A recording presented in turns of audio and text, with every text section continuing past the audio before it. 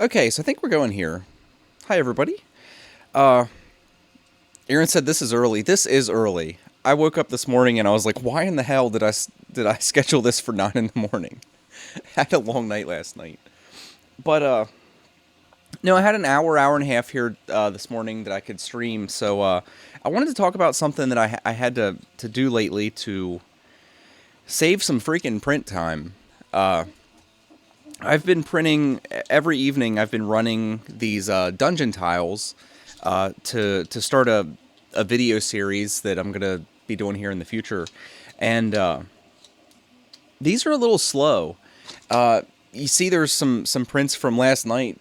That's 10 hours into that print, and I finally took the time to figure out a way to speed some of these prints up because I want them to be as high a resolution prints as I possibly can stand to wait for. I think right now these are. I was using the 0.25 millimeter nozzle, and I finally jumped up to the 0.3. Woo! Finally jumped to the 0.3, and I think this is at a 1.75 layer height, which is kind of a trade-off between 1.5 and 2.0. And I know it's small in the corner here, but the pieces still turn out nice. I'm still happy with them, but they're kind of slow. They genuinely are slow, and some of these pieces, these floor tiles are a good example of it. I think these are about 8 or 9 millimeters thick, and really the only part I care about, like the appearance of, is the top millimeter and a half, maybe 2 millimeters. So it makes it kind of painful to print the bottom 7 millimeters at a really low layer height because it takes a lot of time. There's a lot of you can see on the inside of these, there's a lot of little sections and stuff. So there's a lot of perimeters that it has to do, which print a little bit slower than the rest of the pieces, and your bottom layers and all that crap. And fortunately, in Simplify 3D, there is something we can do about that. And what we're going to do this morning is, this is going to be very basic, but it'll show you a technique you can use to vary the print settings by layer on your print. And as far as I know, this is kind of exclusive to Simplify. You can't do this in Slicer. It would be nice if you could, but I'm not aware of a way to do it. Maybe some of you guys in chat, hi chat. Maybe some of you guys in chat are aware of a way to do it, but I couldn't find a way to do it in Slicer, unfortunately. So here is one of the best examples of what we're talking about. This is one of the larger floor sections, and you can see it's just a big flat piece. It's got some indents here on the bottom where the pieces interlock. But for the most part, this is a big, slow print. We can go in here and look at our settings. We've got the 0.3 nozzle. This is at, we'll just leave this like that for now. This is at 0.15 layer height. Everything else is pretty standard, 10% infill. We could probably go down a little bit, but especially with these flat pieces, I'd like to leave it at 10% so there aren't real big gaps that need bridged for the top layers. It lets you get away with a little fewer top layers. Well, I have 5, but you can get away with 4 if the bridges aren't too big inside. Standard PLA temperatures, all that stuff. So let's take a look at this. And you can see this piece, as is, would take 4 hours and 19 minutes to print. And that's not the worst, but that's not making good time. This is a relatively unimportant piece. Like, if you can imagine laying out a whole dungeon, this is just one floor section of probably dozens that you're going to have. So that's a moderate amount of time. So anything we can do to shave some time off of that is fantastic. And the other print we're going to look at is from the same kind of things. This is one of the curved bone crypt dungeon walls. And take a look at our settings. I think they should be the same settings as the other piece, right? And if we look at print time, these ones are also a little slow. This one's 3 hours and 22 minutes. That's actually not as bad as I thought it was going to be. So we have a 4-hour and 19-minute print and a 3-hour and 22-minute print. So let's see how much quicker we can make these. How this works is we have what's called a process, right? And that's right down here. And this is where all our settings are. See, when we double click on that, it brings us to the settings page. What we're going to do is click add, and we're going to add a second process. Now what we want to do, this took me a little while to figure out. But what you can do is come over here to the preview. And what we want to do is determine like where we want these processes to start and stop. And there you can see our layers. If you select preview by layer, and then you can roll the print back. Again, I'm kind of a noob here, but there might be a better way to do this, but this is how I figured it out. I rolled this back till I got to the layer that I wanted, and it was basically right here. This is the layer right before it starts printing all the detail on the top of this piece. You can see it's basically just the perimeters, the infill, and I think the first handful of layers that are defining like the detail on the top. And if you look down here, this is layer 0 to 92. So this is layer 92 is the cutoff point. So what we want to do is decide, like for me, I wanted to print these lower layers at, I actually got kind of aggressive. I went to 0.25. So I came in here to process 1. We're going to put our layer height to 0.25. And again, this is one of the most basic implementations of this technique. I am still learning. And we're going to go back into our preview, and you can select both processes for the preview, but the one that really matters is process 1. Because we want to come back in here and do the same thing we just did. And you can see our layers are much coarser now. And we want to roll this back until we get to that spot we were just at. So it looks like right there. And you can see we're at the same place in the print, yet we're at layer 28 and not, I forget what it was before. You can view cross section under the view tab.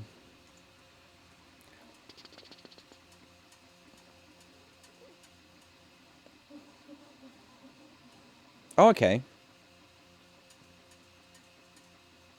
I did not know that. It's kind of tough to determine. I wish when you moved this slider, there was a little info box that told you the actual height in like millimeters and hundredths of a millimeter that you were at. But this seems to get by for us. So you can see we're at layer 28, right? Now we have to do a tiny little bit of math here. So we're at layer 28 times the 0.25 layer height that we selected. And that means that we want to print with process 1 to 7 millimeters. So now if we go back, go to our first process, and it's still at 0.25 layer height. We want to come to the advanced tab, and we want to leave the start printing where it is, but we want to stop printing with this process at 7 millimeters. And now we can go to our other process, and we can actually bring this down. We can actually go down to like a 0.1 layer height, you know, to get the finest. We'll even add an extra top layer to make this as nice as we can. And then we're going to come in here and set our other settings. And we want this process, the finer layer height, to start at the 7 millimeters that the other one is leaving off. And that is essentially it. Now when you click prepare to print, you want to make sure both of your processes are selected. And then when we come in here, you can see exactly what we've done. We have a very coarse layer height, and now we have a very fine layer height on the part of the print that we actually care about. And that'll give us much better results. And you can see, it is funny, I use this as an example. You can see our print time, if I remember correctly, it was 4 hours and 19 minutes. We've actually increased that a little bit, which is kind of funny. But the reason that is that I went to 0.1 millimeters on our top layers. And we can actually, like for the purposes of this, we can leave that as it is.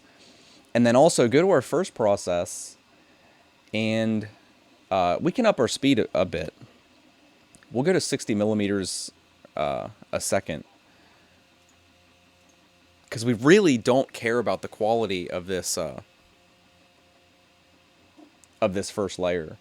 And there you can see we did actually shave some time off. We took this single item in this print because we could actually fit more stuff on this print bed.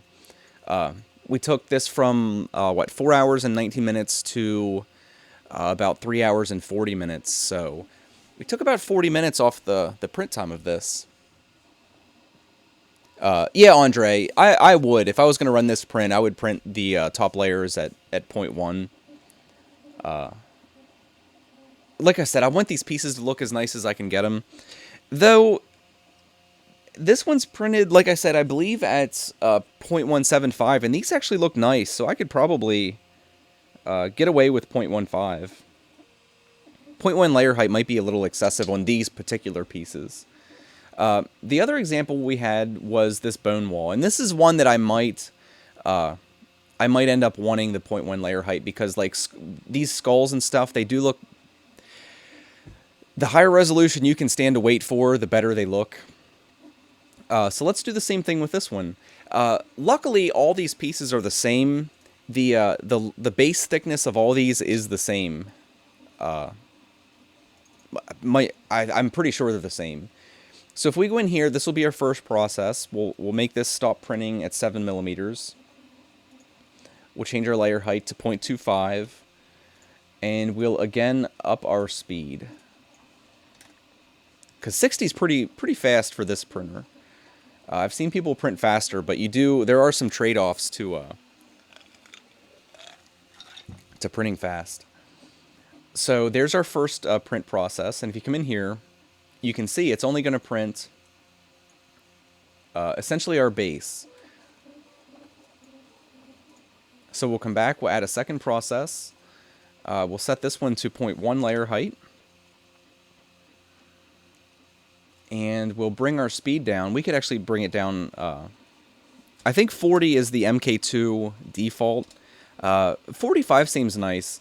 It speeds your prints up a little bit, and honestly, there's no noticeable difference that I've seen in the quality. I have run into some issues like printing at 50 and up with these smaller nozzles. It does become a bit of a problem. So we change our layer height, we change our speed, and then we're just going to flip this. We want to start printing this process at 7 millimeters. Make sure they're both selected when we prepare to print.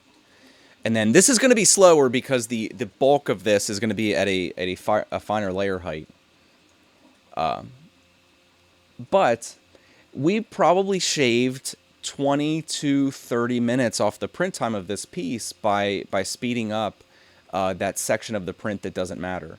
And these are just an example. There are many prints I've done where either the top part or the bottom part, the quality isn't really all that relevant. So you can go in, even if you don't want to change your layer height, you at the very least can go in and change your print speed. And it'll just shave time off your prints. And it really does... Like, I'm going to start being much more conscious of this moving forward. And you can just squeeze a fair amount more time out of your machine. So you're not spending time, like with these, printing irrelevant parts of a print at a really low layer height like I have been doing up until now. Aaron said... Oh, you've requested that they fix it. That was actually going to be something I wanted to do this week. I was trying to get... I didn't realize the firmware for the MK2 were hex files. Because I was actually working on finding exactly where that needs changed. What Aaron's actually talking about in chat is the knob on the control panel. Any of you guys that have watched my videos know I've fought some battles with that thing. Sometimes when you turn it, it's the turns of the knob and the actual mechanical clicks of it don't exactly line up with the selection moving in the screen, and it can run into some problems. Most notably was the one day on stream where I was doing a print on stream, and I had actually selected the wrong one, because sometimes when you're pressing the button, the selection will jump a tiny little bit, and I selected the wrong print. We sat here for like an hour and 45 minutes with the wrong print going. Jimbo asked, if you change the layer height and print speed, will it affect the layer adhesion? No, I haven't had any problems. I've probably done half a dozen prints this way, and there's no difference. The only difference you notice is that when you actually pick the print up and look at it, the bottom parts have a coarser layer height. But no, I haven't seen any like drawbacks or any reason not to do this. Honestly, the thing I worry about most when I'm doing this is somehow accidentally setting the start and stop points incorrectly. But can I share my Simplify profile? I could. It would probably be easier just to go over it if you'd want to. I mean, I can share the profile. I planned on doing that when I do the videos for these dungeon tiles. Like, you take a file like this wall here. We can go ahead and look at the profiles I'm using. It's really nothing special. All I did was if you go to Prusa's site, you can download their Simplify profiles. I imported those and then just tweaked them a little bit. Again, going over them, I don't think I changed any of the retraction settings, with the exception of one or two filaments that I ended up having to increase the retraction distance a little bit. I didn't touch those. The nozzle information, you'll have to tweak anyway depending on what nozzle you end up using. Like, I was using the 0.25 for a few weeks after I got it. But like here, I'm using the 0.3 nozzle with a 1.0, like a 1 extrusion multiplier. And the extrusion width I had played with a bit, but honestly, I had the best results just using an extrusion width setting that was the same as the nozzle diameter I had. Every time I would tweak it up, like, intuition tells me that my extrusion width for a 0.3 nozzle should probably be in the region of, 0.32 to 0.36. Actually makes the most sense, but every time I did that, I just got odd results. So I did the same thing with the 0.25, like, an extrusion width of about 0.28 seems to make the most sense. Like, if you actually imagine the extrusion coming out, you're going to want to squish it out a little bit, so you get good adhesion and a nice consistent extrusion width. But like I said, every time I did that, I got kind of odd results. For layer stuff, this again is like, I don't save profiles as much as I should. I tend to, like, this is my my 0.15 millimeter profile. Like, I tend to come in here and tweak the profile directly instead of like saving them out, which I know is a bad habit. It's something I wanted to do a video on in the future here, probably next week. Just cover the process in Slicer as well. The benefits of actually going in and setting up profiles and saving them separately, so you're not coming in and tweaking every single time you like print something, which I do. Because then, say you printed something a month ago and you want to come back and like print it exactly the same way you did the first time, you've done tweaked your settings all to hell, so you can't remember exactly what you might have done. But yeah, the layer height and your tops, bottoms, and perimeters, those are things I tweak every time I print something.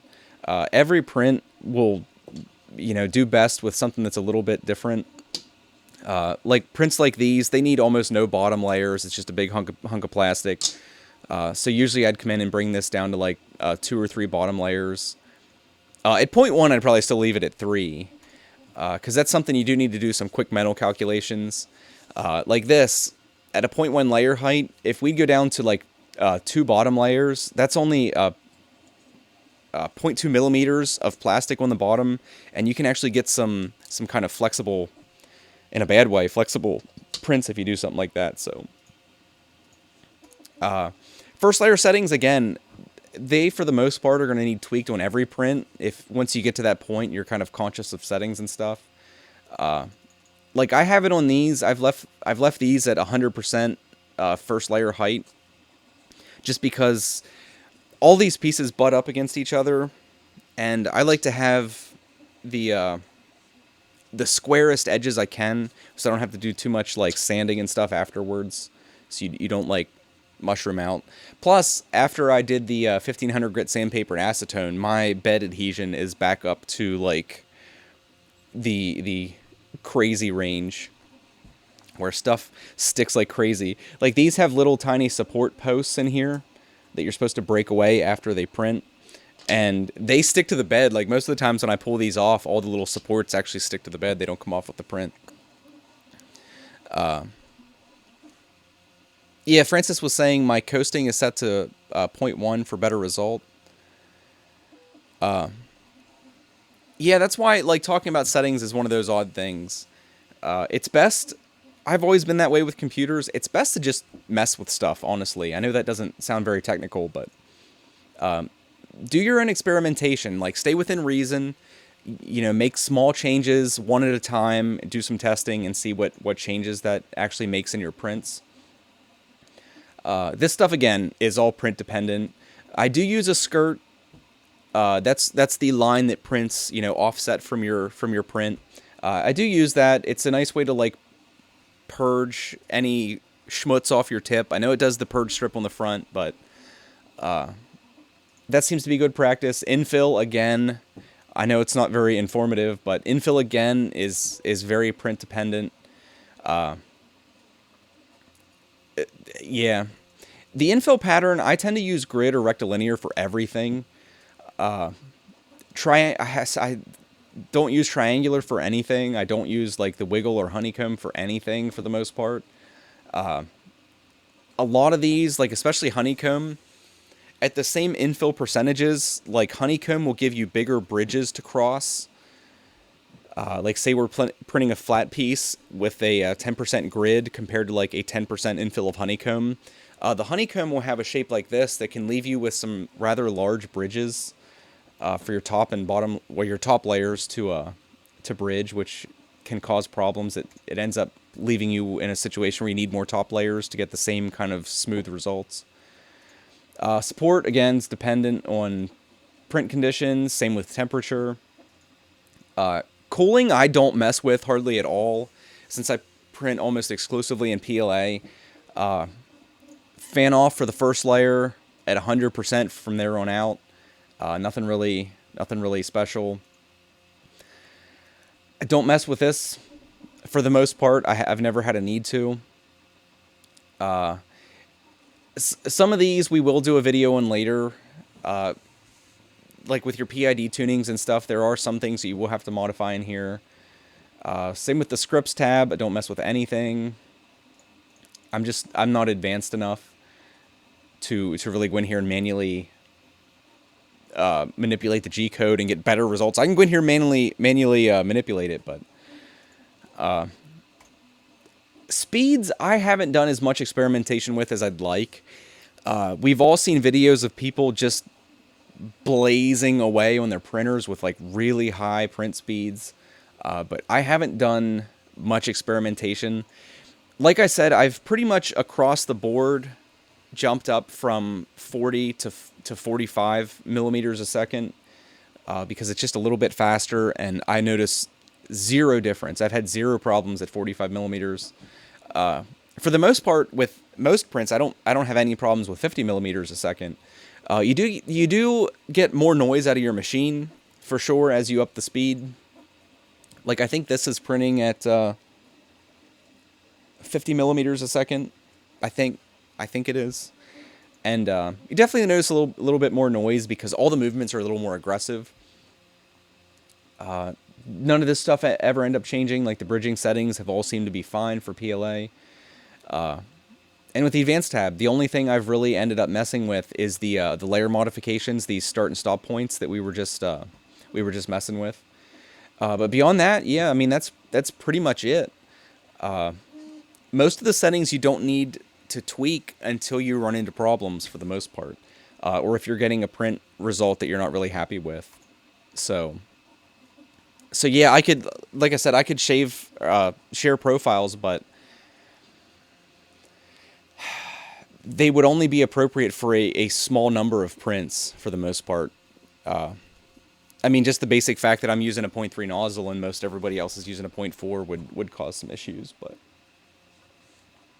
but no, that's the basic deal with using what was it called, layer modifications in Simplify. It is a really powerful tool. You could even get more. You could do this as many times as you'd want. Like I could bring, like on a file like this, I could do a 0.25 layer height for this bottom part, maybe jump up to like a 0.15 for these skulls, go to a 0.5 for this really detailed part, and then as soon as it gets back up into the skulls, like go to something a little coarser. I mean, you could do as many tweaks of this as you'd want. Because surfaces like this, you're not really going to notice a difference. Even with the coarse layer height, these surfaces end up looking just fine. But yeah, that's it. I mean, yeah, it's not all that complicated. So yeah, that's the that was the focus for today. It looks like these are going to be done here in a minute, but yeah, I guess we can just hang out for a little while. It's like I said, I have about another hour here to stream. So, oh, thanks guys that were saying happy holidays. Yeah, holidays here were fine. We just did some family stuff. Normal Christmas crap. Got presents, gave presents, hung out with the kids. My family on both sides has so many kids, it's ridiculous.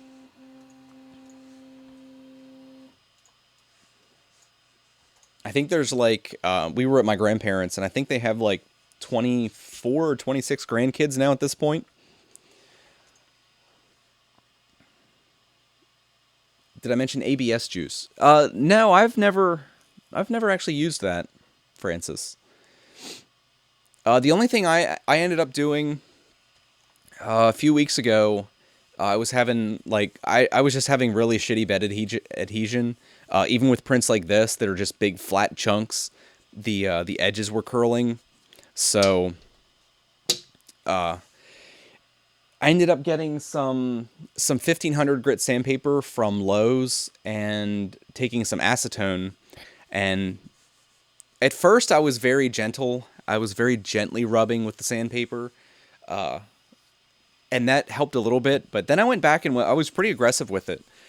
And you don't want to sand holes in your PEI, but I was pretty aggressive across the whole print bed and rubbed it with 1500 grit and then scrubbed it really good with acetone. And ever since then, like I said, you can see on these prints, ever since then, my bed adhesion has been ridiculous again, like it was when the PEI was new.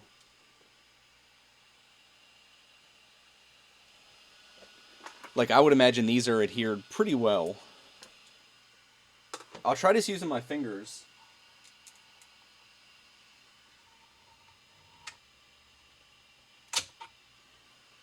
Yeah, they adhere pretty well. These do turn out nice. I really love these pieces.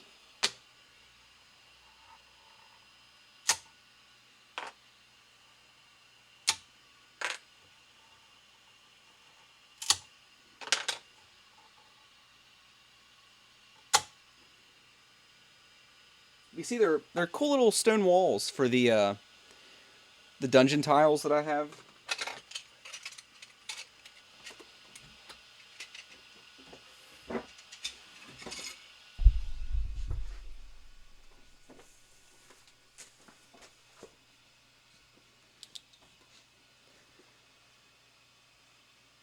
I'll turn this off for a second. Get things sorted out here. But I'll go ahead and clean some of these up and you can see how they...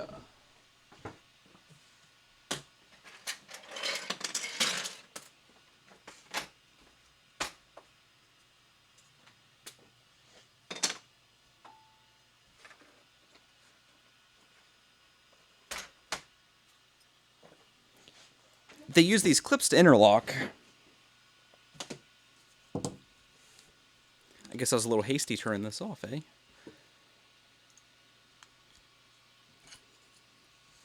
But like I said, they have these little tabs underneath that I don't know why they're necessary. I guess they're to help with that bridging. But that bridge is only maybe a centimeter. So I don't know. I guess all printers aren't created equally. But you just have to go in here and cut all these supports out.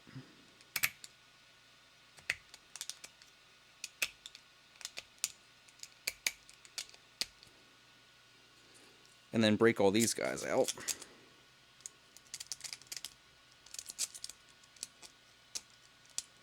These are just a mess. I'd really like to go in and modify the STLs and just take those little... Because then you end up with like hundreds of these freaking things everywhere. It's kind of a pain. But so there we have one of our wall sections. And here's our floor sections. They're the same deal. Where does this line up?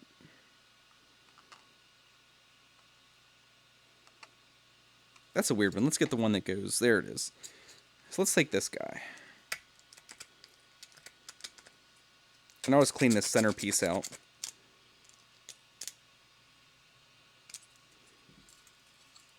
And we'll clean the center out of this one. But my goal is to... I'm going to build a... At least probably like a 4x6 table. And cover it with a dungeon completely. But you see the clips slide in there. Like so. And they do clip... these clips actually need sanded a little bit. They grip very tight. And then these are the lower height walls. And you see it just gives you like nice little modular dungeon sections. And we'd have like another one on this side.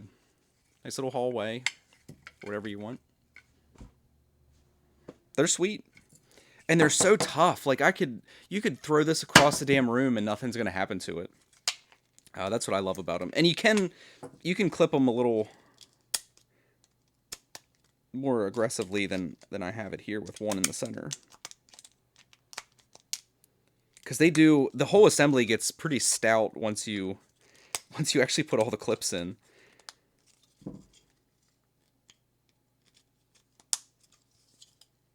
Get in there.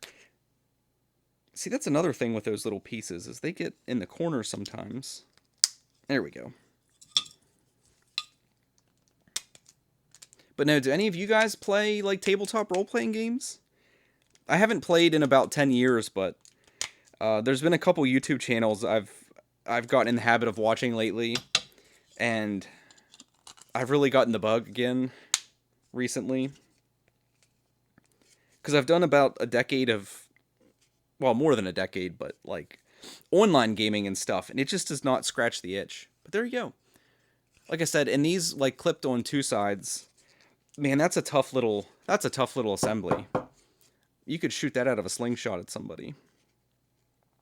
But yeah, they print nice.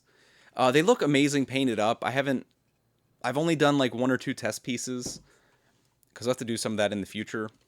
But they look great painted up. Especially, like, this is one of the rooms I have completed. This is I turned the damn camera off. This is the crypt or whatever. I end up showing this off on every stream. But this is the crypt with, like, all the curved bone walls and stuff. And little, like, coffins and all kinds of crap. With the sweet giant gate that actually has, like, I can't center to save my life. Big giant gate that actually, you know, sets in there. And the cool little doors and stuff that all function. But yeah, they're sweet. There's going to be I'm going to do a whole series on this stuff. Like I said, I want to cover a giant table with it. I don't know why. I don't know what I'll ever do with it. But I'm going to do it.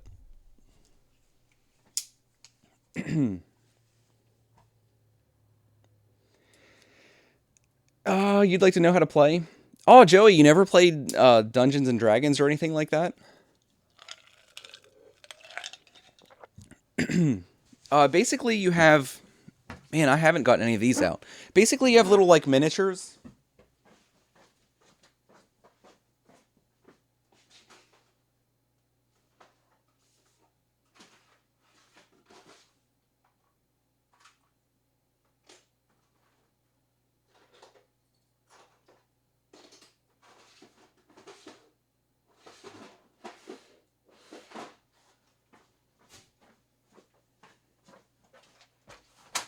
Let me grab some random stuff. I haven't gotten minis out in a long time.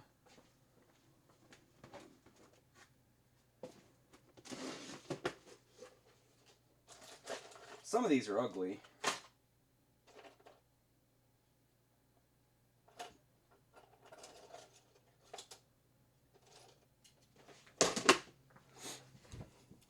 No, but you end up having minis, right, with your stupid little nerdy dungeon. Let me clip this back together.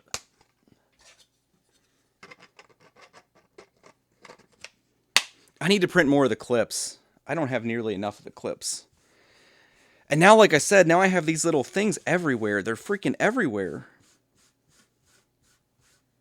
There's like 4 of these in every one of those little slots. And each piece has like 6 to 10 of those slots. And I've printed about 2 dozen pieces out. So you can imagine how many of these little doodads are everywhere.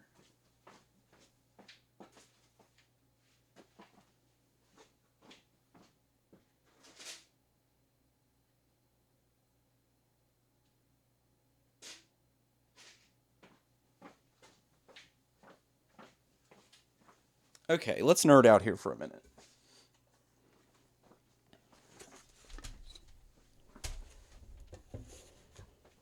Alright, got a light.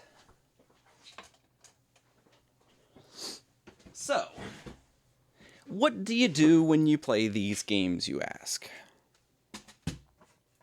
So, like I said, this is a single room. This isn't actually that much to have completed. It's part of the reason I wanted to like increase the print speed of the process here.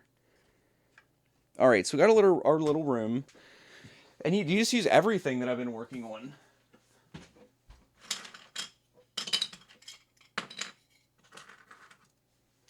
Like I've got these guys, like the little tables and stuff, and you just actually like populate your dungeon, right? And you have crap in here.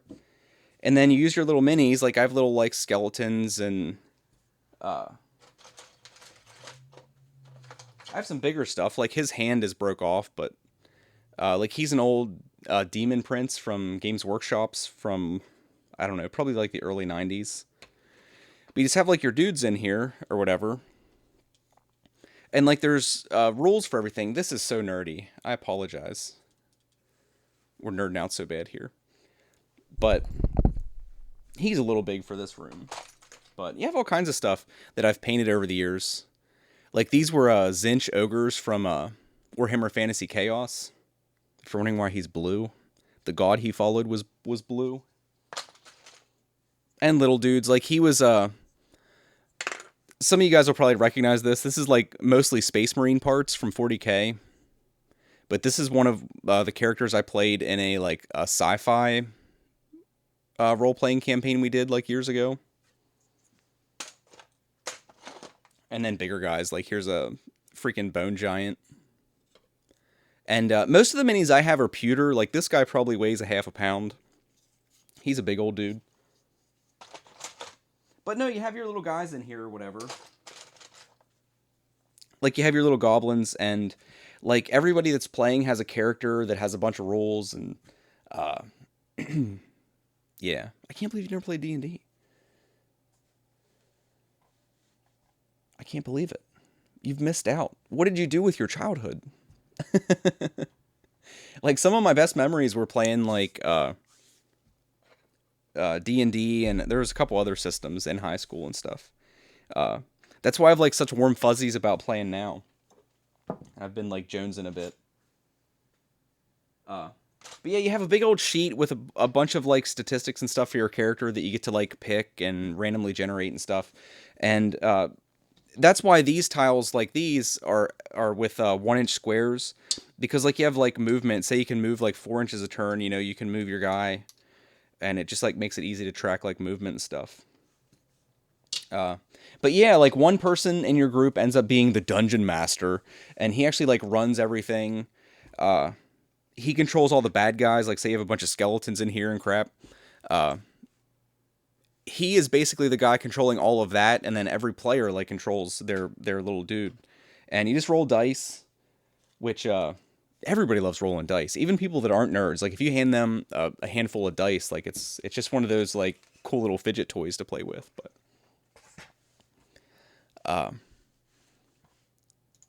But no, like if most of you guys are probably aware of like Skyrim, it's an Elder Scrolls game, but I've been slowly adapting.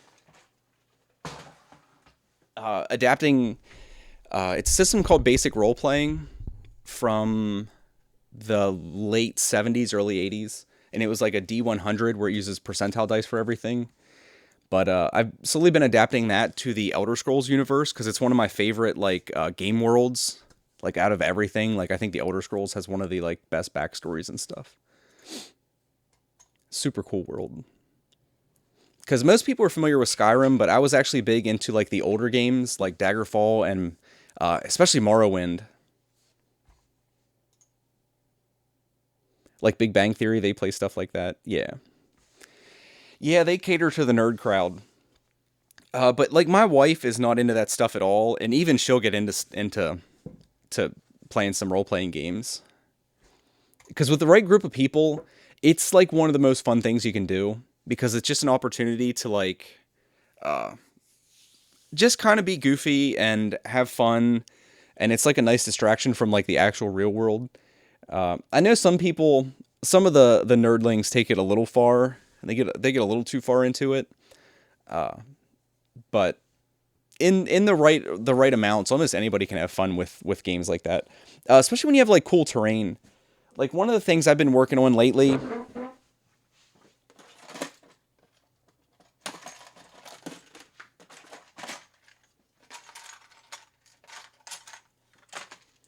is I've been trying to design pieces.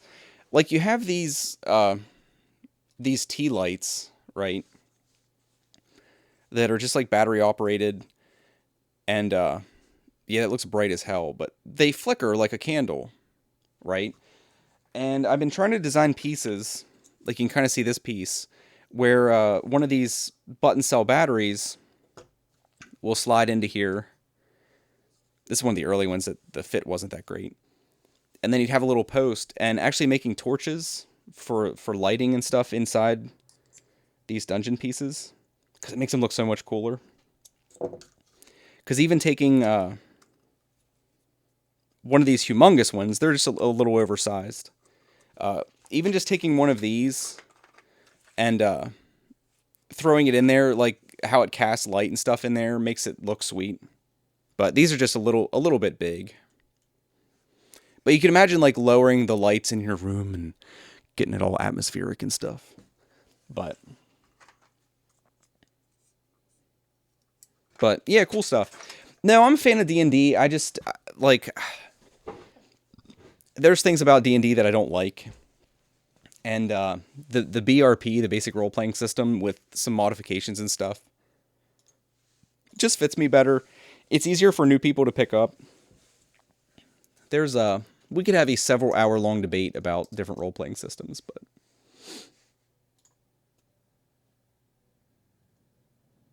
Spaghetti said he played Warhammer for years. Yeah, I used to play like competitively. We used to go to the grand tournaments and stuff. I used to take it fairly seriously. Your friend got the D&D starter kit. Uh, yeah. Spaghetti was saying that his friend apparently got the starter kit recently, but he's not that great at running the game. It is a lot of work as the guy who's running the game. Like you have to do a lot of preparation. There's ends up being a lot of time invested, so you make sure that like everything runs well for the group of players you have. But Dungeon Master, everyone roll 1 to 6 every time you roll even. Yeah.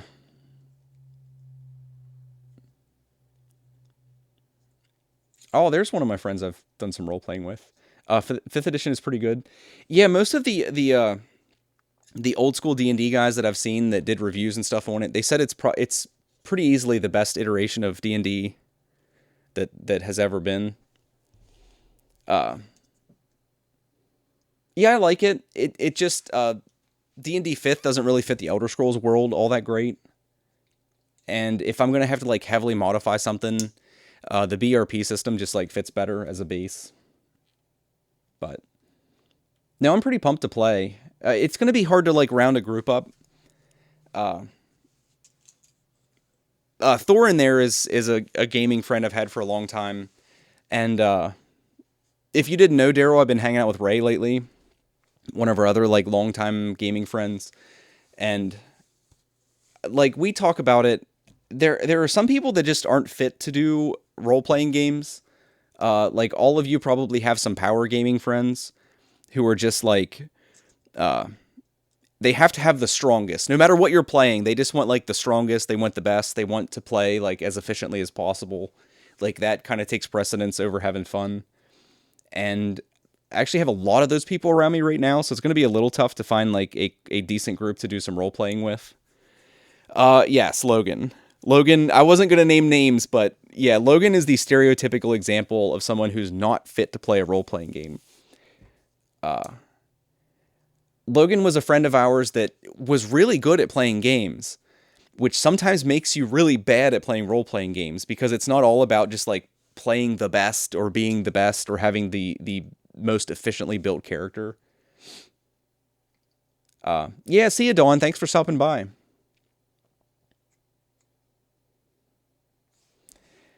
Wolfgar's Hammer on Thingiverse. Let's check this out here quick.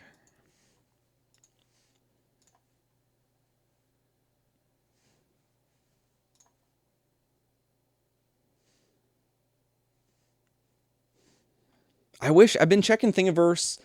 People have been doing like this. I just clicked on a thing to get like the little URL to paste the number in. I wish someone would do like a Hemi that I could print out for my dad. He would. Oh my god, I couldn't even imagine what his reaction would be if I'd print him something like that. He's always been into Dodge Challengers. Like he has a Dodge Challenger and stuff. Oh, that's pretty glorious. I don't know if I could. Is that a render? How in the hell did they get it so smooth? That's crazy. That has to be a render. Yeah, that's a render. Holy crap. I was going to say there's some nice printers on the market, but none of them are going to give you results like that.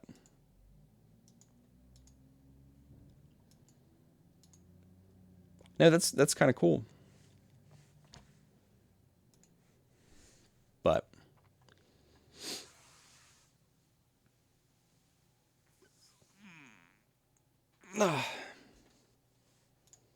am I still playing MechWarrior? Oh yeah, I play that more than I should. I've been playing like every evening almost because I'm kind of getting to the point where I'm burnt out. I was like, I was raging a bit last night. Yeah, that Aaron said he would have expected that hammer to be CNC. That must have been a render overlaid on real pictures. People do that sometimes, and it makes it misleading to many. But yeah, the finish on that was too good. That had to have been a render. But yeah, I do play MechWarrior on a regular basis. It is a pretty solid game. I just that's all I'll say. They've done some tweaks lately and added a new game mode called Escort, and Escort is not my favorite, I gotta say. You end up having like this big guy that's controlled by the computer that you have to like slowly escort, and the other team's trying to kill him, and you're just trying to like not have him killed. And the games end up being like ridiculously one-sided, one way or the other. Like on the big open maps, people just shoot him with missiles from 100 meters or 1,000 meters away and kind of just tear his face off, and there's not a whole lot you can do about it. And then on the smaller maps, it's kind of the opposite, where if the team stays clumped up around him, it's really hard to attack him because everything's like really close quartered. And as soon as you show your face, you die. And yeah, it's not my favorite. Not my favorite. But no, have any of you guys ever done like tabletop gaming like with this stuff over like Skype or anything? I've been kind of interested to maybe experiment with that. Because it would be kind of cool, like you could get your, like I could have the game board here and then just have like the players connect via like webcam and stuff, and you could have like, you could do things that you couldn't do with like an actual group. Like you could have your cameras set up. I mean, this isn't all cinematic, but you know what I mean? Like you could have your cameras all set up and like cool lighting, and you could do all kinds of stuff. But I've never actually done that before.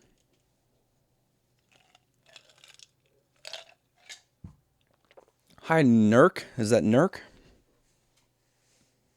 I always try with names, but I frequently fail. But I guess while we're sitting here, we can go ahead and prepare another print. These walls I printed out like one of each type because they're all different, slightly different lengths with like different arrangements for the clips. And I was just kind of curious, like, how these actually line up to interlock. Because I wasn't really understanding exactly how some of these are supposed to interact with each other. They kind of line up kind of funny.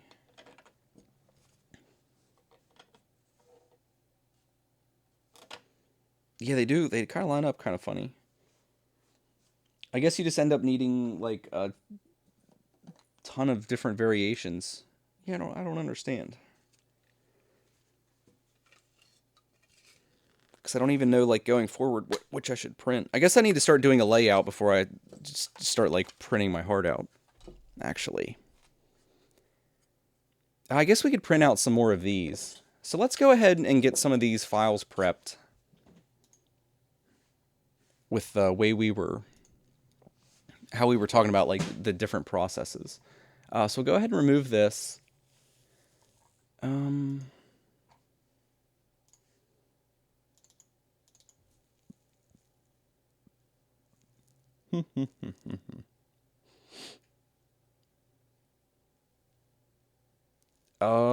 forget what I'm looking for. Oh, the low walls, that's what it is.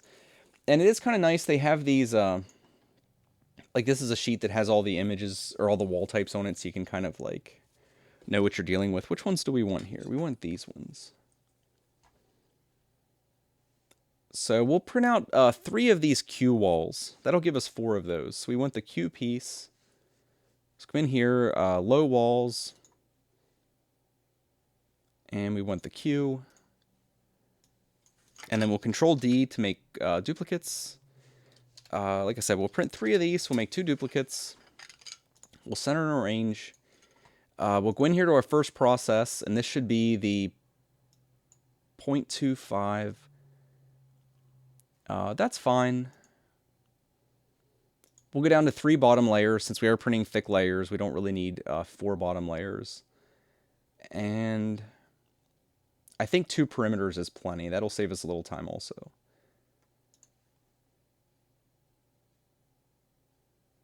And we'll bump that down a few points. We'll go down to 7% infill. And we'll bring it down to 55. 60, it's nice to zip along at 60, but we'll bring it down. And we'll print that to 7 millimeters.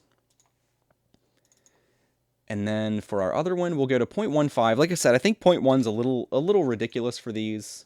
I don't really think we need that fine of detail. 10% infill. 45% or 45 millimeters a second is fine for speed, and we're going to start printing this at 7 millimeters. And we'll make sure both our processes are selected, and we'll double check, but that should be correct for these. And if we look, we've got coarse layers on the bottom here, and then for all the parts that matter, we've got like nice fine layer height. So these should print nicely. It looks like they'll be a little over 5 hours, which isn't too bad. I mean, that's not great. But for some of these pieces, I don't mind waiting. And these are low walls, Q times 3. And we'll do something I should have started doing a long time ago. This is something else we're going to do a video in the near future, is keeping your files kind of categorized, because like for the first few months I did printing, I was just dumping them in the same folder on the SD card, and after a while it gets ridiculous.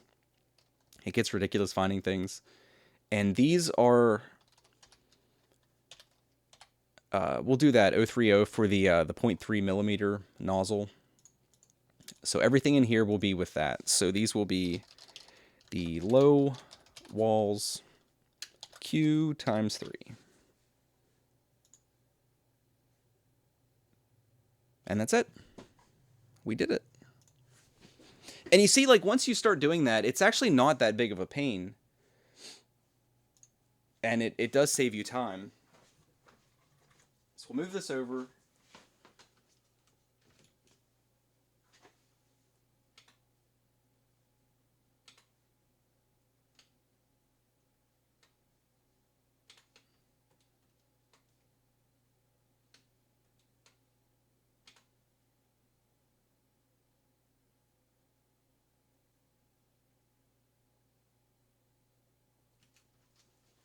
And then, like I was complaining about before, we got to clean all these stupid little pieces off that break off every time you print.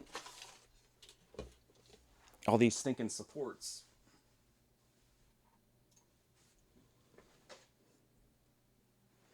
You see, like, how much of a mess it makes things.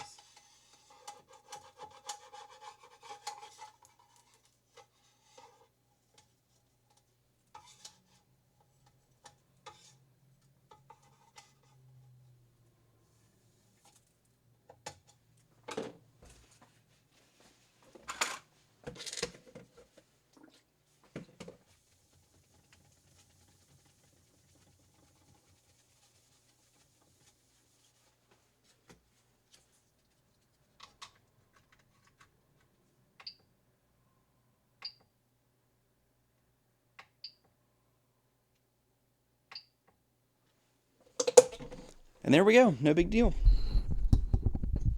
But I'm glad I took the time to actually figure that out, because it is going to save me a lot of time. Even if you're only shaving, you know, 20 or 30 minutes off of each, like, print session you do, that's going to add up over the course of like a month or a year.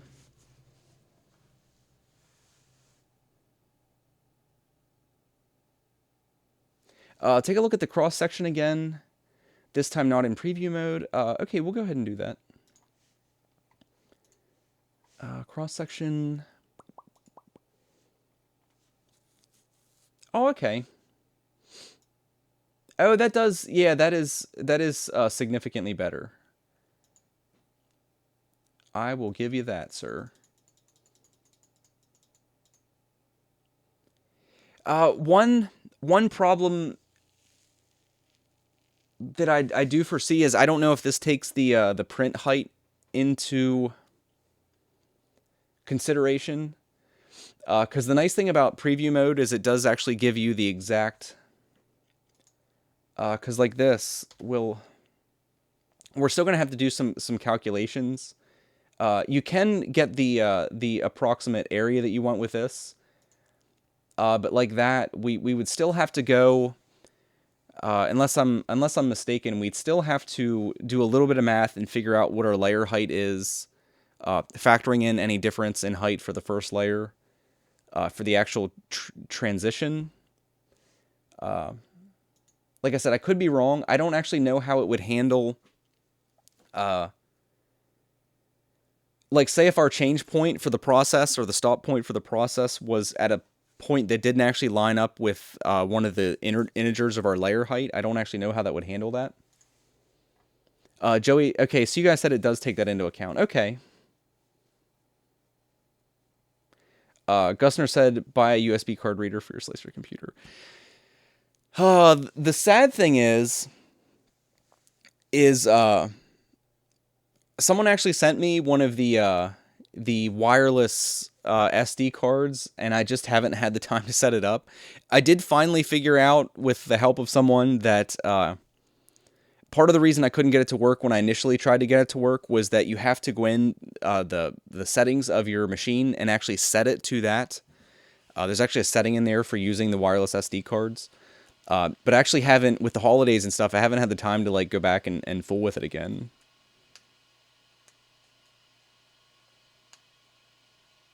Yeah, like like John said, yeah, I've actually had that for a little while now. I feel bad I haven't gotten it working. But yeah, I do have a wireless SD card that somebody was kind enough to send to me. Okay, well that might not be an issue then. If you can go in here to the cross section and just because that we would end up at approximately the same place anyway. Like if we'd go to right about there.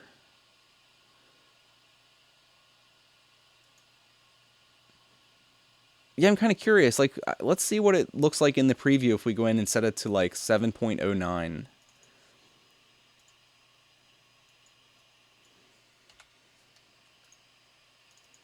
Wonder if it'll just kind of compensate for everything. Because it doesn't really matter as long as it doesn't leave a gap or something crazy or try to print in the air.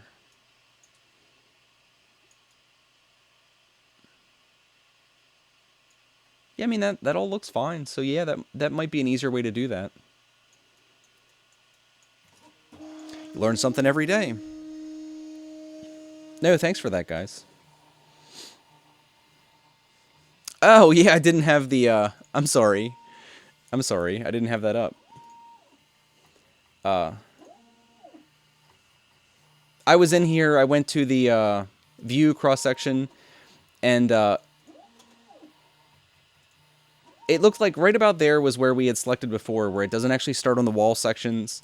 It's just the base itself, and it was telling us 7.09. So I went into our processes and set that as the change point, and then when we come into preview, there we go. Everything looks fine. Like, it looks like the transition is fine. It doesn't look like it's going to leave any kind of weird gaps or anything, so... Yeah, that probably is the easier way to do that. But, no, like I said, thanks for that. I'm certainly not a professional here. Cross-section is the thing on the right, just above the gear. Ah, I see. Shortcuts are better.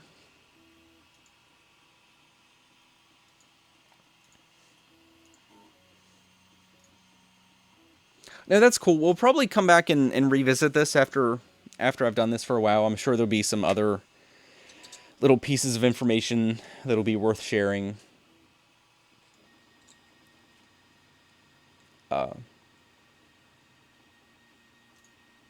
No, cool.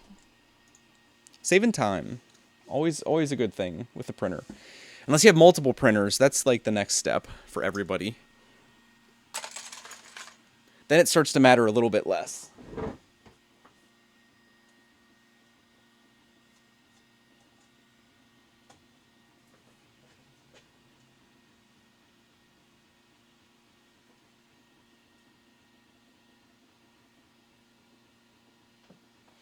Our Z, I probably should have adjusted my Z height since we changed the layer height.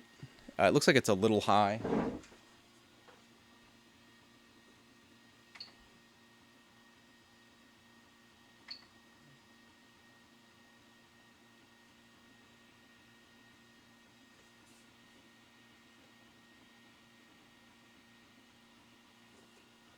I brought it down just a tiny little bit. Is the filament left enough for prints? Yeah, there's a fair amount on that roll. I know it doesn't look like it, but these actually don't use all that much filament since they're almost entirely infill, especially on the top parts. So they're not actually that bad. These don't weigh very much, and we're only printing essentially 3 of these pieces. So, no, they won't use too much. I do need to get some more of this. This is the Hatchbox Silver PLA. After I got about halfway through the roll and finally got like my temperature settings and stuff kind of dialed in, it does print better. It does print okay. I didn't really like it at first. It seemed the first half of the roll seemed really stringy. Everything I printed had a bunch of like stringing. Because I had tried tweaking my retraction settings, but it still just didn't. It was just stringing like crazy. So I don't know if I just like had a bad section on that roll or something.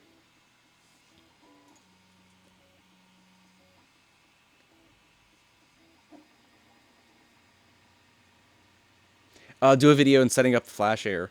Yeah, that would be useful because it's not the easiest process. There's some manual like config file editing and stuff you have to do to get it set up right. You can use their weird like app. Like I have the app on my phone that I was trying to get to use. You can use their weird kind of app thing, but it's if you do it that way, it's not much more convenient than having to move an SD card. But if you set it up to actually just connect your router like an extra computer, it is convenient that way. But it's a little more involved.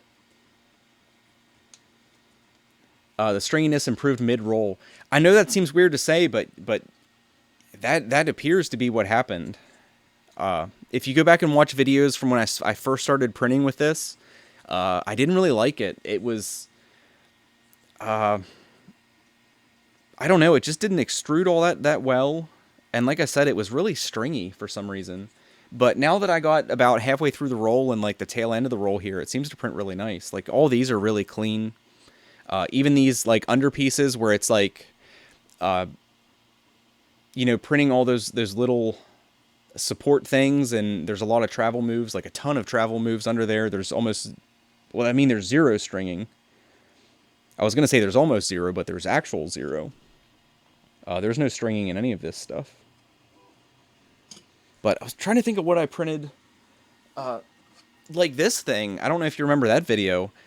This thing was stringy as hell, and this was off the beginning of that roll. This is the MechWarrior Marauder that we printed a few weeks ago. This print's ugly. But yeah, for some reason it seemed to get better over time.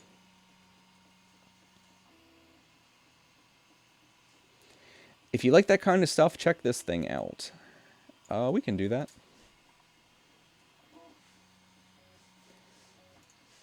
Let me check it out here.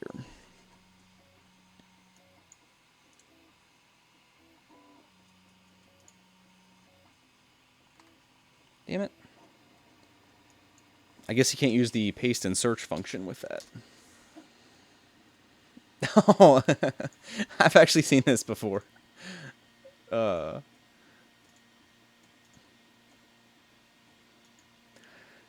Yeah, this is cool. This is slightly different. This is slightly different kind of stuff. But no, that's cool. My daughter would probably like that in a year or two.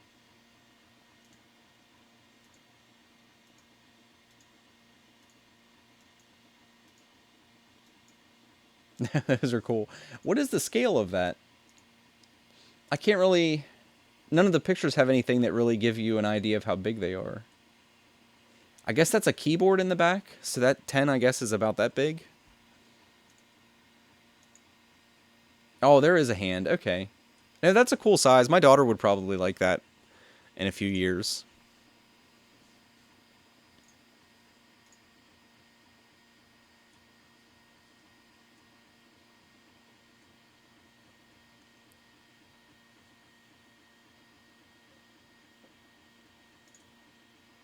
The cannon works. Yeah, I saw that. Yeah, that'd be pretty cool to play with. I like, if any of you guys have ever played, I can't think of any of the names of the games offhand, but there are some games that work that way. Like, I remember the one is like a Wild West game, and it's like for adults, basically. I can't think of what that type of game is called. But you have like your little like gunslinger guy, and he's a little plastic thing. And you actually take pennies, and that's like how you do the gunfights. You actually have to flick the penny and try to like knock the other guy's person down. and you both go, and if none of you hit each other, you move closer, and then you go again, and then you move closer and go again. And those games sound stupid, but they are actually a lot of fun to play, even with adults. And obviously, all of them are fun if you integrate some alcohol into the equation.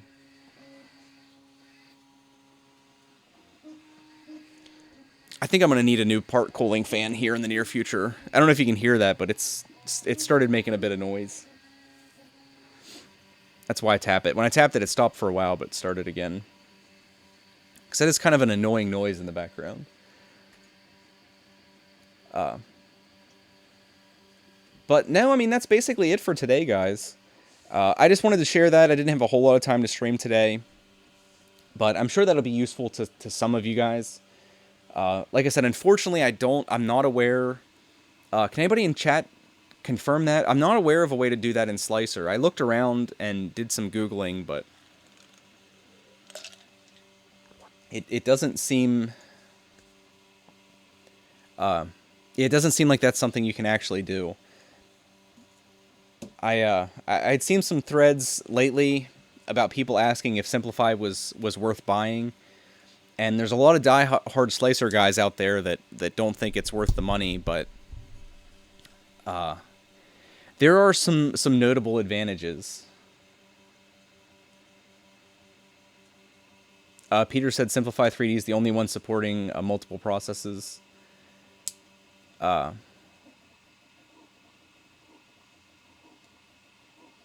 You can do some layer stuff in Slicer. Like I said, I didn't do an exhaustive search, but I did look a little bit, and I couldn't really find any way to do that kind of stuff. And that's not one of the worst limitations of Slicer. Like, you can get through life without doing these different processes at different layers, but there are definitely some advantages to Simplify, and this is certainly one of them. The biggest one we've discussed before, and the biggest one for me that's kind of like a deal breaker for Slicer, is not being able to manually edit supports. Let's take a look at it while we're sitting here. It's actually been a while since I've opened Slicer up.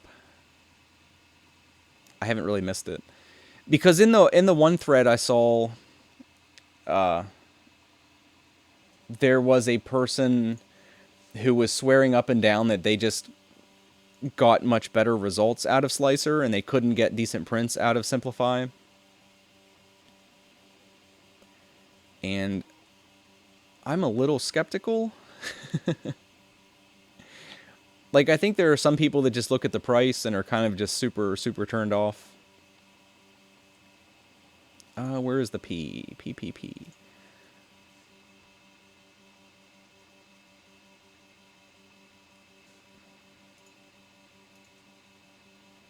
We'll go ahead and close Simplify here.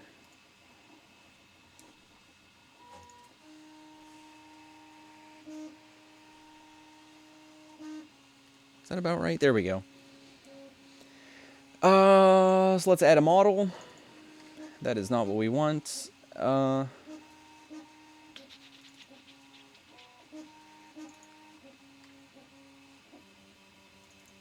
Let's just bring...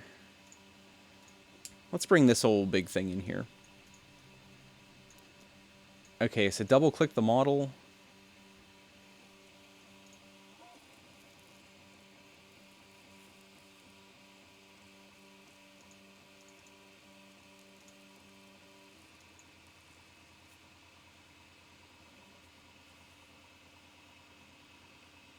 What looks like...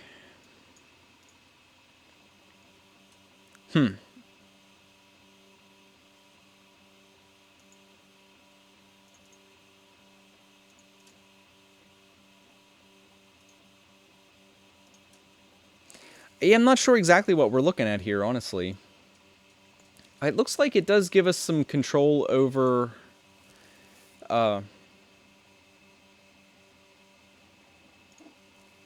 like here, I think this is just setting, like, constraints. Like, say if we set that to something arbitrary, like 25 millimeter here. Well, I guess this is essentially the same thing.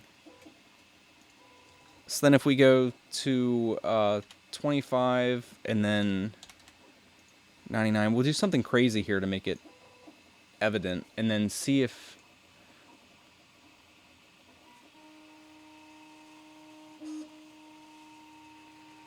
Oh, that's right. I forgot within the new version you need to hit slice now. Apparently it doesn't like that.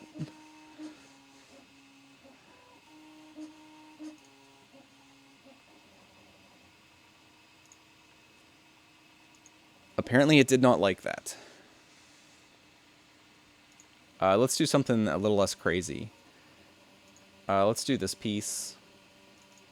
And we'll come in here. And we'll go from 0 to... from 0 to 20, we'll do 1 millimeter layer height. And then from 20 to... maybe it didn't like the 99 that I put in there. And then 20 to 50, we'll do 3 millimeter layer height.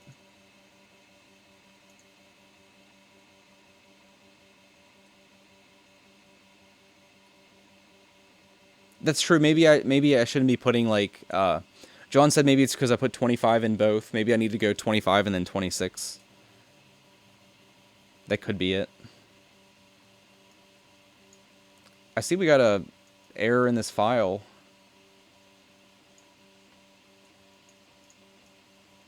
Yeah, we got a... Huh, this file's actually fine. I've printed this before. But it seems Simplify doesn't like this STL for some reason. Yeah, like Peter said, now change the infill speed and temperatures. That we can't do. But still, at any rate, it is nice. I'll probably have to do... because I'll stream a little longer on Thursday.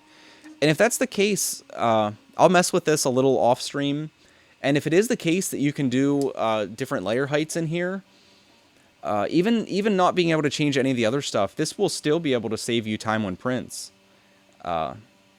You know, I'd still be able to do a similar thing with tiles like these, which would still shave some time off of every one of these prints I have to do. So that would still be handy.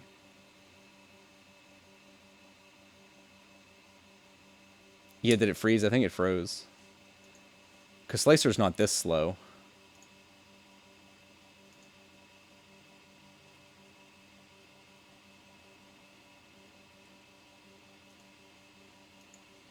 Let's... Yep, it froze. This is something I've never had Simplify crash ever. And this was a kind of recurring problem in Slicer that I had. Let's do the smaller one. Let's try a smaller file. And we'll do the same thing. We'll go from 0 to, let's say, 15 at 1 millimeter. And then we'll go from 16 to, let's say, 25 at 3 millimeter.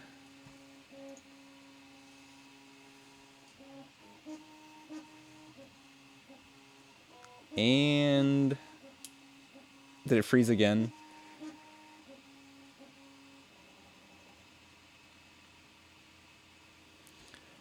It's not liking it. Let's see if it's just that function. Let's take that same file and just slice it normally and see if it does anything crazy.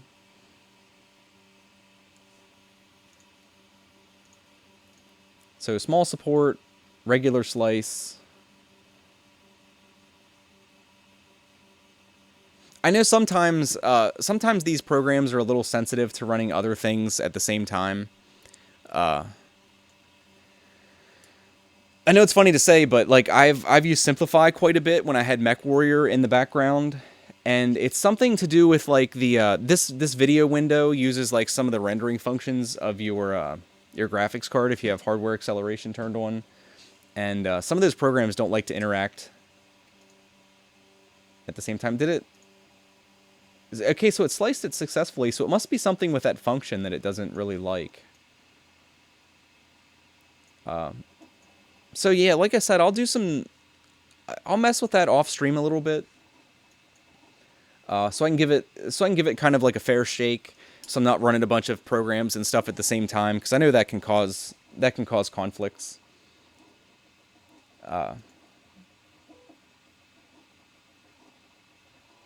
Why do you use a layer height with 1 millimeter? Oh, that's true. I wasn't thinking about it. That is that is a seriously thick layer. We'll give it one more try. I meant to be putting in 0.1 and 0.3. That was my bad. That was my mistake. It shouldn't matter, though. I mean, to be fair, it shouldn't matter. I'd be kind of surprised if that was actually the problem, but we'll give it a try here. So we're going to go from 0 to 15 at 0.1, not 1. And then we'll go 16 to, let's say 25 at 0.3.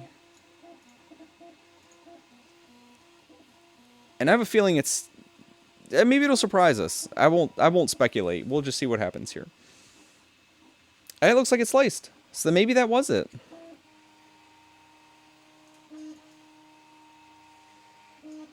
And you can see it did... we have coarse layers here. I know it's a little hard to see. But we have coarse layers here and fine layers here. So yeah, that does appear to work. I don't know why the... Actually, it kind of didn't work. Okay, no, I see. Okay, I see what's happening. I was going to say we only have a band of coarse layers in the middle here. This is the 0.1 we set. This is the other one we set, I think, at 0.3. And then this must be the default settings that are taken over, which is looks like it's 0.15 or 0.2. So yeah, we did. I'm glad we tried that one more time. It did seem to work. Let's see. Let's go to 75 millimeters. It looks like this is a fairly tall print.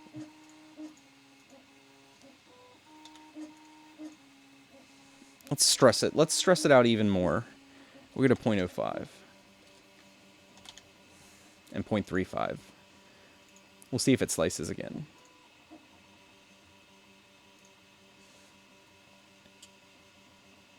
That is kind of odd that that made it crash. You'd think it would still slice it.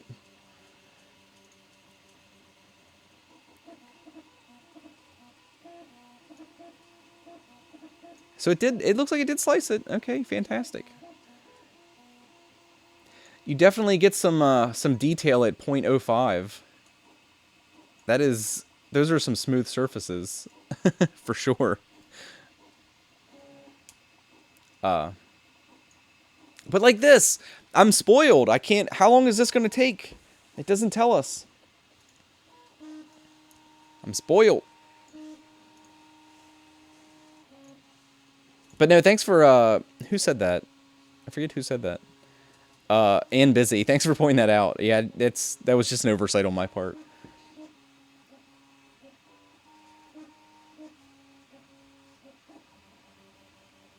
Between the regular pattern. Yeah, like, Gusner, I wish you could print more things with, like, vase mode. These things would look sweet with vase mode if it was just, like, one consistent perimeter. Like, a lot of prints would look nice like that. But just, like, it's not practical for most things. You need some infill.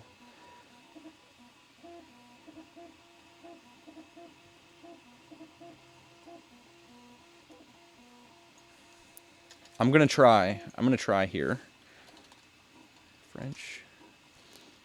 French to English. I'm gonna make an effort. That appears you said something along the lines of... I'll show you guys because it's kind of funny. This is the closest... Because I assume that was French. This is the closest that Google got. Something, fuck you. That was totally worth 10 seconds of my life. Yes, hey, what's up, dude whose name I can't pronounce. Good times. Something, fuck you. I don't know how to return that in French, or I would. Happy holidays to you as well, sir. But yeah, guys, I'm gonna have to roll out here in a minute. Unless there's any other questions or anything anybody wanted of me. But hopefully that was... it's always like a learning process here on the Nillabean channel, but hopefully that was useful to someone at the very least. Like I said, I'll do a little bit more messing around with Slicer, and if... yeah, that's actually... Thanks for pointing that out, Joey. That is actually fantastic if the people using Slicer have access to that function, because I think it's... with some prints, I think that's a really handy tool to have, especially like high volume stuff, because like these, I'm going to be printing these for the next few months, I would imagine. So yeah, that's going to save me a lot of time over the next 50 or 60 print sessions that I do for these dungeon tiles. That starts to add up over time for sure. So yeah, we'll be streaming again Thursday. And we'll probably start with that. I'll probably do a little segment at the beginning that I can cut out and make a separate video of to get that info out there for some of the Slicer users. Because there's probably somebody out there that's like me that's been spending way too much time printing things at layer heights that were kind of unnecessary for that section of a part. Because these actually aren't that bad. Like I said, the floor sections are the worst. But I'm sure there's other prints out there. Like, you could probably do that with support material. This mech thing was that way, where probably the first, I don't know, 30 layers or so of this print, because it was kind of supported weird, we could have used a coarser layer height that would have shaved probably, I don't know, 15% of the overall print time off of that print. So yeah, that's going to be useful for some people. Do time indexes in your live stream and description, please. I've had a lot of requests for that. That is a lie, Aaron. Linus does not do that on his videos. His interns do that on his videos, and that is quite a bit different. If I had some interns to go back through and timestamp my videos, they would all be in the description. But sometimes, especially in longer videos, it takes a while, and it's not always like... It's not always as obvious as you'd think it would be, like what should and shouldn't be time-stamped.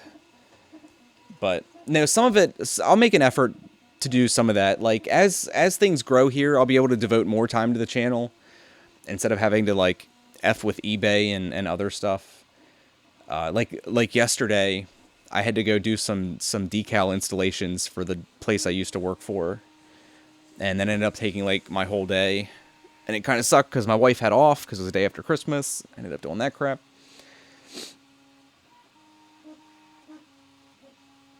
Joey said there's another setting you can use to print infill thicker.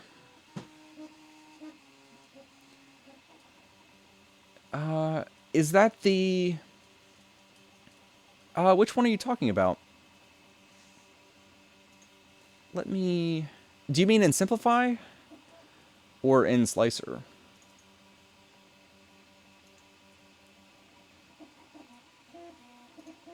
Because in Simplify, I know there's the...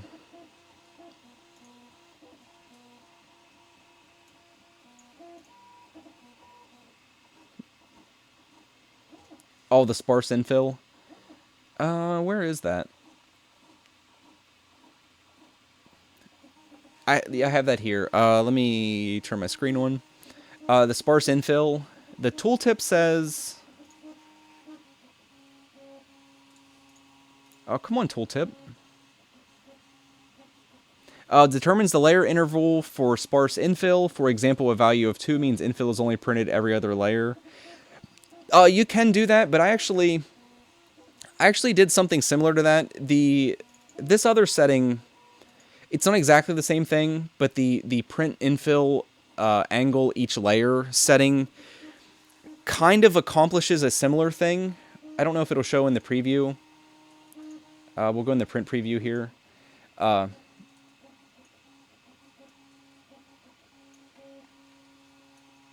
know that's a little tough to see.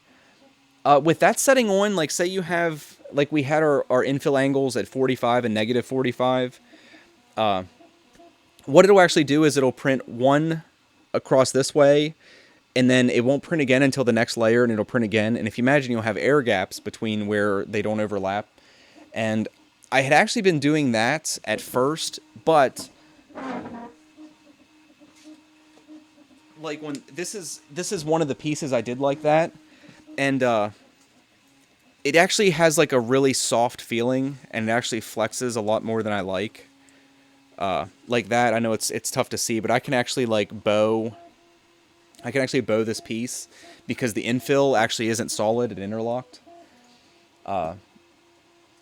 So that's something that you do have. You could actually do both of those if you don't really need a structurally solid piece.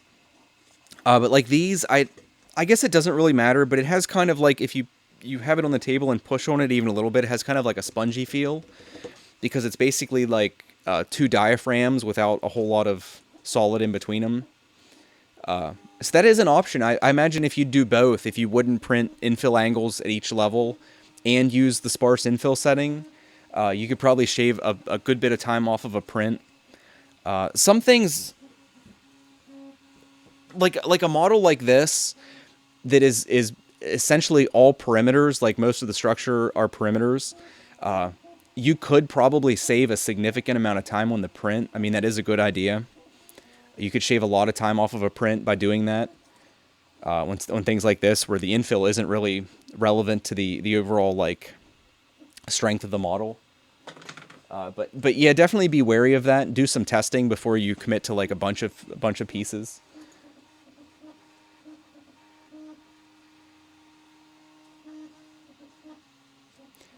Can I print a giant flying penis drone that has rotors shaped as penises? I probably could. I don't know why I'd want to, but I probably could. And then 3, please, Ruffin, do something with your life. I think you've already given yourself to do something with your life. Do you own a printer? I think you've just outlined yourself a project. Report back when you're finished. I think I'm not the only one that wouldn't mind seeing a video of that. So yeah, get to it, man. Chop chop. Get in Tinkercad, make yourself some penises. It would be... I think you have your work cut out for you to make... Well, I was going to say it'd be tough to make penis-shaped rotors that actually generate lift, but I guess you could do them like... They could be two-dimensional penises, where they're only penises from the top and bottom. But... yeah, get on it, man. And use your butt as a hanger. And I think we're done for the day. I think we've reached the point where we're done talking about 3D printing. So I'm gonna go and waste more of my life on eBay. Unfortunately. WWE Dungeon Tiles. Man, I've seen some stuff. I've seen... this is something that struck me as odd. Did anybody notice? Let me pull it up here. I gotta say, I was kind of excited that Tinkercad, they finally got their one thing out of beta and kind of officially released it. And they made some improvements, but they still have a lot of issues. Where is it? Did they take it down? The new editor is now the default thing. Let me share this. I thought this was freaking odd. Okay, so like this is the new workspace in Tinkercad, which kind of sucks. It kind of sucks. They got rid of like everything, like the shape generators and stuff. They seem to have shaved. They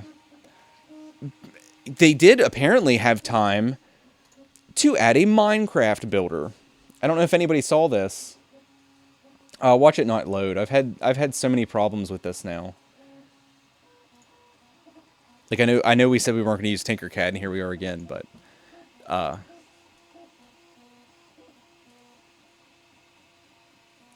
no, they have. I don't know why it won't come up now. They have a freaking Minecraft builder. So apparently, instead of like fixing some of the issues, like I was using, where is it? I was trying to just like do a quick prototype for the little battery project for the little dungeon torches and stuff. It's not going to load. But I just thought it was kind of funny that, yeah, it's not going to load for some reason. Instead of actually like addressing some of the problems that Tinkercad had, they're doing that stupid thing that some companies do where they're like they keep trying to introduce new features instead of just like making the ones they already have like function better. But I was just curious if anybody else saw that they introduced like a Minecraft builder where you can take like Minecraft blocks and build STLs and stuff out of them. But I'm not hating on Minecraft. Like I think Minecraft's great. It gets kids into like building, and that's good and stuff. But I just thought that was kind of amusing to me personally that they have so many problems, and instead of like spending time for their development team to fix that, they're trying to introduce like entirely new things that are probably just going to introduce more problems. But like that, the web interface wouldn't even load. But I thought that kind of amused me. Yeah, don't use Tinkercad. I kind of liked it for a while, but the more I used it, the more you just waste so much time. Just making those little discs and stuff. I ended up like spending as much time refreshing the page to get it to work. I even ended up like reinstalling Chrome, my video drivers, and the stupid little toolkit browser extension that they use for their platform. And I spent as much time doing that as it would have taken me to just like lay the part out in Fusion 360. So yeah, I can no longer really recommend Tinkercad for the most part. It might just be like my PC configuration that gives me so many problems, but meh. But anyway, guys, that's it for today. Thanks everybody again for hanging out with me. I know it's been a little while. Even Onshape, I think, is better for the most part than Tinkercad, which is a shame. I think Tinkercad, if they would tighten their game up a little bit and fix some of the problems they have, and just like make the program run a little bit more reliably. But yeah, it's kind of disappointing. But yeah, thanks guys. Like I said, I'll schedule the next stream for Thursday. I don't know if it's going to be 9 o'clock in the morning. This was a little early for me. But it'll probably be 10 o'clock Eastern like normal. But we'll hang out for a bit, do some prints, have some other things. I know Aaron said about he made an official request to Prusa to fix the button issue. But there's a chance we'll take a look at that and pull the. We might not fix the problem, but we might pull their firmware files up in a hex editor and take a look at them and see if we can. We can find exactly where those settings are, because it should be something easy to fix. But we'll probably take a look at that and do a couple other things. But yeah, thanks for hanging out with me. Thanks to all you guys that support me on Patreon. That's great. That's amazing. I guess that'll come at the beginning of the month here. I'm gonna buy a couple different types of filament, and I think we're gonna finally print something that's not PLA. I'll probably get some PETG and do some testing with that, so that'll be sweet. I'm kind of looking forward to that. And oh, that's right. Also Thursday we'll do a couple of the little maker coins with the filaments we got in our maker box. We have that glitter and some other things to try out. So yeah, we'll do that. Aaron said, I can help you make those hex files with the Arduino software. Yeah, I mean, we might, like I said, we'll probably look at it Thursday, depending on how complex the firmware files are. Like it's more or less, it's more than likely just a setting we need to go in there and tweak.